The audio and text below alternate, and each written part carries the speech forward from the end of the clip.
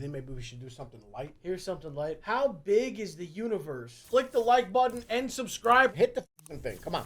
I don't want to. I really. This is going to annoy me. These fucking idiots. You know? Earth, our home planet. A tiny blue dot floating in the immense cosmic ocean. Here resides everyone you ever knew, every human who ever lived, every story that was ever told. It's where our journey begins, but as we zoom out, beyond our atmosphere, past the moon, beyond the familiar planets and the sun, we embark on an epic quest, a quest to grasp the true scale of our universe. As we leave Earth's embrace, the first marker on our cosmic journey is the moon. About 384,400 kilometers away, a distance so vast that if you were to drive a car at a constant speed of 100 kilometers per hour, it would take you over 160 days to reach it. And from this lunar vantage point, Earth appears as a fragile sphere of blues and greens, cradled in the black void of space, a sight that puts our existence into a humbling perspective. This is Earth as seen from the moon. As we continue our outward journey, the next milestone is the Sun, lying approximately 1 astronomical unit away from Earth. This unit, equivalent to about 150 million kilometers, is the standard measuring stick for distances in our solar system. So it's 93 million miles away. You can't even. We can't even. Yeah. You can't even comprehend that. And you still get a sunburn. 93 Think million about that. miles away. Imagine if that was half the distance. We'd all be. You'd be dead, bro. Let me ask you a question. We'd be dead. Let me ask you a question. You're looking at all this. You see the Earth, the moon, the stars, the proximity of the sun, how perfectly round everything is, the rotation. Just you look at everything. What are you getting at here, man? Was that just a random Big Bang that happened? Or was that created? No, that's not a Big Bang. I don't believe in the Big Bang. I believe that all I'm saying is you can't just appear out of nothing. Something listen. Something made this. Listen. I'm putting it out there to the tens of thousands that are watching. I'm just putting it out there, and I'm just saying, all right, just look at how perfect all of these things are. Perfectly round, perfect distance. Like, what does a bumblebee do, bro? Why does the bee know to do that with the pollen? All I'm saying is, whatever bro. your beliefs are, I respect. But what I'm saying is, you have to take a little tiny pause and go, this is interesting. Imagine this: light, traveling at an astounding speed of 300,000 kilometers per second, takes about 8 minutes and 20 seconds to journey from the sun to Earth. If you were to travel this distance in a commercial jet, flying at 900 kilometers per hour, it would take you about 19 years. This immense distance and you still get a sunburn.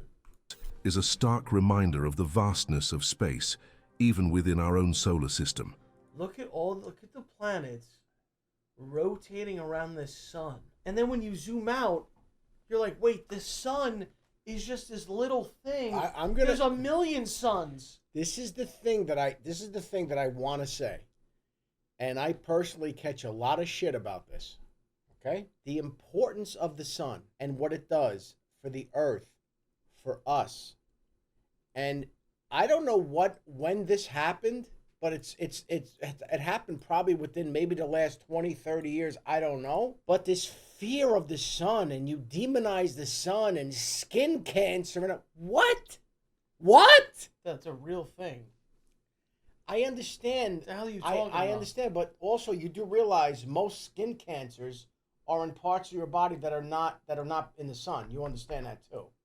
So you got to look at that too. I don't know what you're getting at, but yeah, you can get skin cancer. What I'm saying is, and will get skin cancer if you just go in the sun with no sunscreen. What I'm saying is, we need to go out and put our faces in the sun. Then what the hell are you telling people? We need to expose our bodies to the sun. What the fuck? The vitamin D, what it does for our central nervous system. The sun is beautiful. We need it. And instead, I don't know what's happened. They're selling these SPF 100, 80, 90. You're slathering this shit on your body. And I got news for you. Skin cancer's never been higher now than it was before. When we were kids, there was no sunscreen. We went on the fucking beach. You got a little sunburn. All right, you know what happened? You became tan. Oh I'm God. 57 years old. Oh, good God. Is my skin all fucked up? Bud. Is my skin what bad? What the hell? What That's I'm like saying, oh, dude, I didn't get lung cancer. Smoke cigarettes, bro. What the fuck are you talking about? I'm saying you need to put sunscreen on. We need. If you're going into the sun, you need to. I understand, but you need to. We need the sun, and I'm not saying overexposure and go crazy, but this thing is getting out, getting fresh air, breathing fresh air, getting some sun on your face. These are healthy things that people have done since the dawn of time. All of a sudden, somebody comes along that thinks they know better than everybody else. People were living for 20 years or less and dying. Think they know better than everybody else, and they're slathering these chemicals on everybody when they're all over scientifically proven. Yeah, okay. Yes, science. Let's do that. Yeah. You don't believe in science? Yeah, let's do that. God. Yeah, worry about the Oh my God. The scientists know. They know. Just like the COVID shot didn't kill everybody. What? Stop. Don't get me started with that. What the fuck are you talking about? Don't get me started with that bullshit. Oh my God. Now you're an anti-vaxxer? I didn't say on top of everything else? I'm not anti-vax. I'm not. That's the thing. I'm not anti-vax. But the fact of the matter is, you know, you just denounced science. I'm not denying anything. You just said look this shit up yourself. Yeah, I'm gonna look up. Does sunscreen help prevent skin cancer? I'm saying you're talking about the COVID shit. They're putting warnings on these things now. People didn't know what was going on 4 or 5 years ago. What I'm saying is this thing about being so scared of the sun. Why? When did this happen? I'm not saying abuse it and burn your. I'm saying getting some fresh air and sun on your face. Come on, man. I'm at a loss. The sun, a fiery behemoth, provides life-sustaining energy to our planet from this incredible distance. Venturing beyond our home planet and its solar companion, the sun, we set our sights on Mars, our enigmatic red neighbor. Mars, at its closest approach to Earth, is about 54.6 million kilometers away. However, this distance can stretch up to 401 million kilometers when the two planets are on opposite sides of the sun. To put that in perspective, traveling to Mars at the speed of a commercial jet would take upwards of 50 years. This vast expanse of space between Earth and Mars has been a significant challenge for space exploration. The rovers and probes we've sent to the Red Planet embark on a journey that is not just far, but fraught with complexities due to the constantly changing distances and orbital dynamics. As we journey to the outermost reaches of our solar system, we encounter Neptune, the distant ice giant. Lying roughly 4.5 billion kilometers from Earth, Neptune marks the edge of our solar neighborhood. Sunlight, racing across the vacuum of space, takes about 4 hours and 15 minutes to reach Neptune from the Sun. This staggering distance showcases the enormity of our solar system. Launched in 1977, the Voyager 1 space probe represents humanity's insatiable curiosity and our desire to explore beyond. Like, why couldn't we get like a cool planet near us? Like, instead we have Mars, which is just a fucking rock. Like, imagine if we actually had like a cool planet where it was like another Earth or something. We have a fucking rock near us, dude. Like, listen, that's just unlucky. Listen. I personally, you know, I think about this stuff and I go, listen, between the Mars and the Saturn, the Neptune, Uranus, and everything else. Okay, I get it. That's our solar system, and there's solar systems beyond ours. Okay. What I'm just saying is when you just look at this stuff, it's very interesting. It's overwhelming. But I'm gonna tell you something else, which is kind of crazy. You know, we know less about the sea than we do about space. There's stuff going on down there we have no idea. It's impossible. No idea. Beyond known boundaries. As of now, Voyager 1 has traveled for over 4 decades, covering a staggering distance of more than 22 billion kilometers from Earth. It's the farthest human-made object from our planet, a silent wanderer in the cosmic sea. In 1990, at the suggestion of the renowned astronomer Carl Sagan, Voyager 1 turned its camera back towards Earth for one final photograph. This resulted in the iconic pale blue dot image. At a distance of about 6 billion kilometers from Earth, our planet appeared as a tiny, faint dot in the vastness of space. Sagan poetically reflected on this image, emphasizing our responsibility to cherish and preserve our only home, a small speck in the... Okay. So, what Sagan did with this picture sums up so much of what we really don't consider on a daily basis. But he in his mind, he knew, I want this picture to be taken, people should see it, to understand in the whole scheme of things, we're less than one little fucking grain of sand. And the fact of the matter is, think about everything that's going on right now. Think about it. Between the wars and people at each other's throats and all of this stuff, it's meaningless in the whole scheme of things. You know why it's meaningless? That's fucking Earth, bro. That's Earth. So what I'm saying is, when we're all eating each other's guts out, and oh, you're left, right, Republican, Democrat, Israel, Palestine, all of this shit that's going on, you understand the whole scheme of things, it's going to be over. In a fucking heartbeat, it's going to be over. We're just a fucking speck. Instead of appreciating and enjoying, we're at each other's fucking throats. It makes no sense in the whole scheme of things. And Sagan, in his infinite fucking wisdom, Carl Sagan, wanted this picture for that purpose. Look at that. That's fucking Earth. Immense universe. At the very fringes of our solar system lies the Oort cloud, a vast theoretical sphere of icy objects. This distant cloud is thought to extend up to a staggering 100,000 astronomical units from the Sun. That's about 1.9 light years, a distance so immense that it's on the cusp of interstellar space. Scientists determine the boundary of interstellar space, known as the heliopause, where the Sun's solar wind is stopped by the interstellar medium. This is where the influence of our Sun ceases and the vast realm of interstellar space begins. The Oort cloud represents the final frontier of our solar system, a boundary zone where the Sun's influence wanes and the cosmic journey into the galaxy truly begins.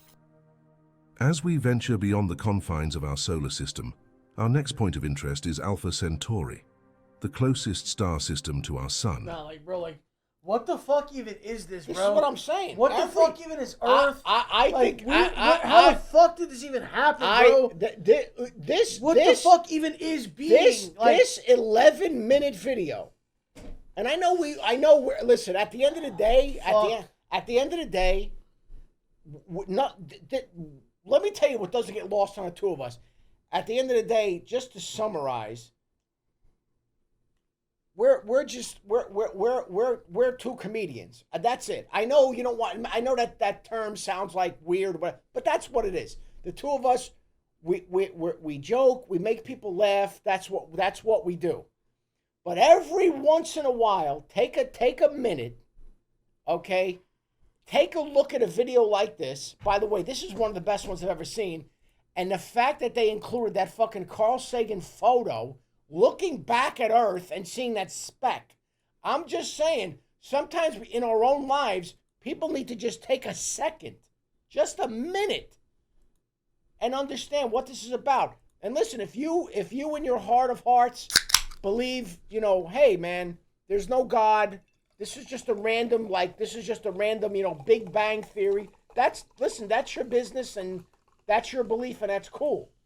But I just really think we all need to take a second. I mean, what's the average life expectancy? What's a guy like 74? The women is 77. Dude, that's nothing. All I'm saying that's here. Nothing. All I'm saying here is it's nothing. We are sitting here, and if you really just take 1 second and you go, wait, what the fuck even are we? How the fuck are we here? You mean to tell me there were people already here for hundreds of years, thousands of years, and it goes back? You can look at the history. What the fuck even is this, bro? What the fuck even is this? And right now, the time that we are alive right now, Chad, is the most technologically advanced There's never been, and that's the thing, in bro. the history of this world. Right. But this is the thing you got to think about, too. We're in that little tiny pocket of the universe. There's definitely another pocket of the universe that is way more advanced than us. And they're just like us. They're walking around. They actually probably fly. I mean, think about it. Think about it, bro. Listen, but here's the thing, though. You might be right.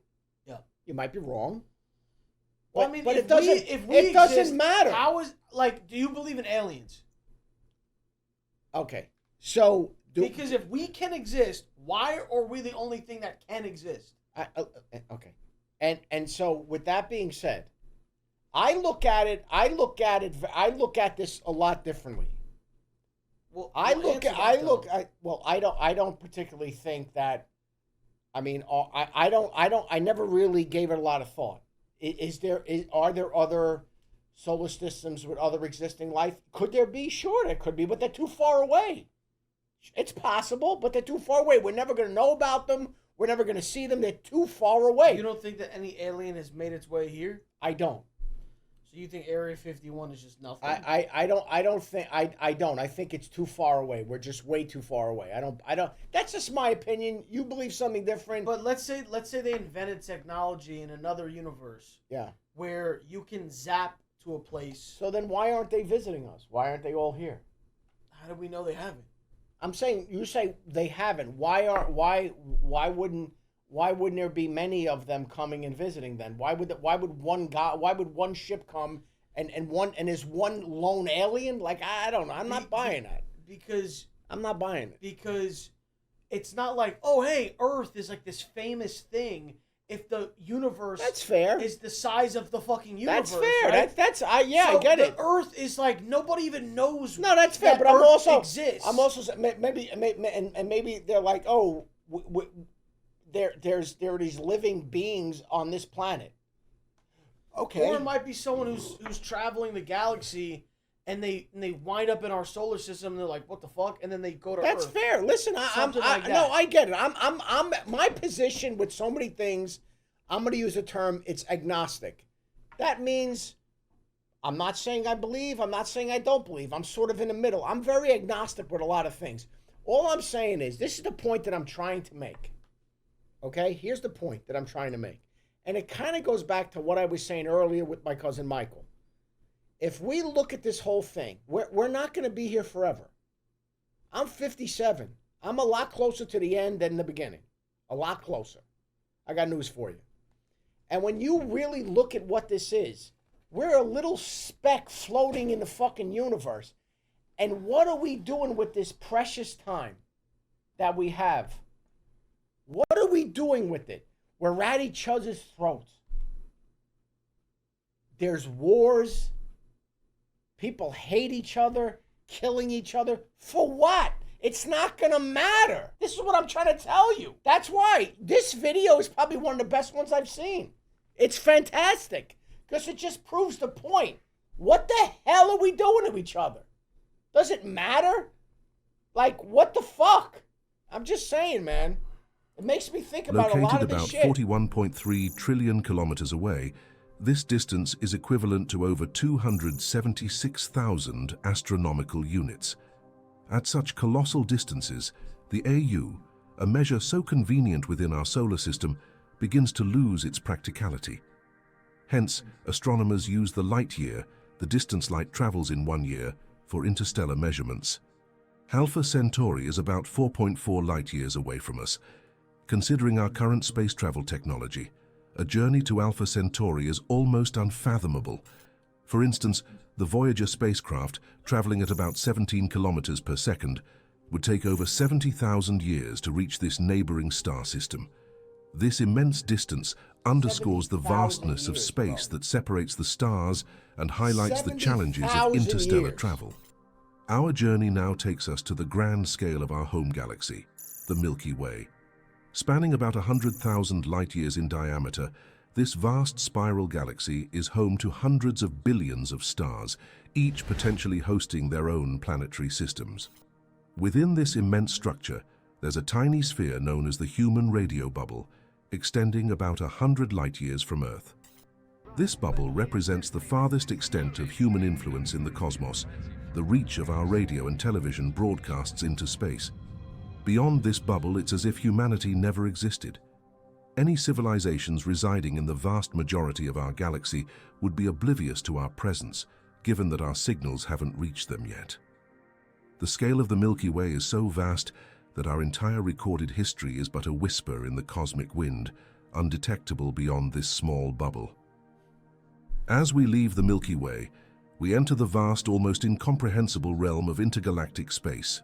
Here, galaxies float in the cosmic ocean, separated by mind-boggling distances. Our galaxy is part of a small cosmic neighborhood known as the Local Group, a cluster of more than 50 galaxies spread across approximately 10 million light-years. The Local Group is a diverse assembly, including not just spiral galaxies like the Milky Way and Andromeda, but also a multitude of smaller dwarf galaxies. The distances here... And like, they're there and we can't go to them. You can't go to it. They need to invent technology that's going to give us access. So what? And we're just not. We're not close to it. We're not close. We're not even remotely close. What I like to think about sometimes, and what's mind-boggling, and I'll just go back to 2,000 years ago in Rome. I'm just going to come up with a random thing. 2,000 years ago in Rome, there was a man. Let's say he worked, and let's say he made. Let's say he made clothes. I'm just going to give an example. And let's say the guy, through the grace of God, let's say this guy lived to be 70 years old. I'm just going to make an example. So 2,000 years ago in Rome, the guy got up every day, went to a job, maybe had a wife and some kids, and that was his whole life, and then he died at 70. Not knowing about any of this shit. Not having a clue that about Earth, about the moon, nothing. Right? And then fast forward, I think about my dad, Grandpa, 84 years old. The guy was not a fucking intellectual. I mean, maybe he sort of thing, the space thing with the moon and whatever. But I'm saying, you think about all of this stuff is going on, and there's been millions and millions of people, millions and millions, that just went about their life and never gave this a second thought. The fact that we have the ability, sitting here right now with thousands of people watching this, and this is challenging our mind. It's look at the fucking Milky Way. Look at this, and look at all this other shit. It's overwhelming. So I don't know. I'm just saying, like, it's overwhelming. Like within the Milky Way, like we're possibly in the middle. We're a fucking speck. Yeah, we're in the and middle. And then what about what's going on out here? This shit right here, this could be a whole other shit with Earths in it. This could be another thing with Earths in it. Like, dude, all these things could have, like, I'm telling you, bro. I don't want to, and bro, and the thing too is, like, when I talk about this stuff, and there are times where I have certain people, certain friends of mine, that we get into this kind of stuff, and I have other friends of mine who we don't. We just, we horse around. But I'm just saying, though, you need to, every now and again, you need to put this shit into perspective and kind of look at this. Are so vast that light from one end of the Local Group to the other would take 10 million years to traverse. This scale dwarfs anything within our own galaxy, underscoring the enormity of the universe. Intergalactic space is a silent expanse, a vast wilderness between the islands of galactic light. In this immense void, our galaxy, home to our entire history, is just a tiny speck among many, a single story in the grand cosmic library. As we... Bro, a tiny speck, okay? One little story in the fucking cosmic whatever he just said. So, dude, I just go back to this point. So you're going to tell me, and I understand people are caught up in the day-to-day shit, but in the whole scheme of things, what are you doing? What are you doing? Extend our cosmic gaze beyond the local group, we encounter the colossal Virgo supercluster, an immense collection of galaxy groups and clusters, including our own local group. Encompassing a region of space about 110 million light-years in diameter, or 33 megaparsecs, the Virgo supercluster is a titanic structure in the universe, containing thousands of galaxies from at least 100 galaxy groups and clusters, each with their own myriad stars and planets. As we journey outward from the Virgo supercluster, we arrive at an even more staggering cosmic structure, the Laniakea supercluster. This immense congregation of galaxies, which includes the Virgo supercluster and extends over 500 million light-years, is our galactic home on a grand scale. Laniakea, meaning immense heaven in Hawaiian, truly lives up to its name. Containing the mass of 100 million billion suns, Laniakea is a gravitational masterpiece with galaxy... How many suns? Truly lives up to its name. Containing the mass of 100 million billion sun. 100 million billion suns. So we have our one sun that we rotate around. One sun. 100 million billion. Brother. Do you see my point that I'm trying to make? What are we doing? We're worrying about what? We're going to be gone and forgotten. Listen, man, you have a choice every day. You want to blame other people. You want to blame the world. You want to blame whatever. You got a choice every day. Am I going to get up? Am I going to enjoy my life? Am I going to have a good time? Am I going to be positive? It's a fucking choice. Okay? And I'm telling you right now, you want to go to your grave a miserable fuck, worrying about every little bullshit thing? We're going to be gone and forgotten. 100 billion suns? What the fuck? Bro, listen, man. Laniakea is a gravitational masterpiece with galaxy clusters, superclusters, and countless celestial bodies bound in a cosmic web of attraction and motion. At the heart of Laniakea lies the Great Attractor, a mysterious region of space that exerts a massive gravitational pull on the galaxies within this supercluster. In this vast expanse, our Milky Way, the entire local group, and even the Virgo supercluster are just tiny components of this gigantic structure. Laniakea provides a profound context for our existence. In this immense supercluster, we are part of something far greater and more majestic than we can fully comprehend. As we reach the boundaries of our cosmic exploration, we encounter the limits of the observable universe, an astronomical marvel stretching about 93 billion light-years in diameter. This begs a fascinating question. If the universe is only 13.8 billion years old, how can it be so vast? The answer lies in the nature of cosmic expansion. The universe has been expanding since the Big Bang, stretching space and increasing distances between celestial bodies. But what lies beyond the observable universe? This remains one of the greatest mysteries of cosmology.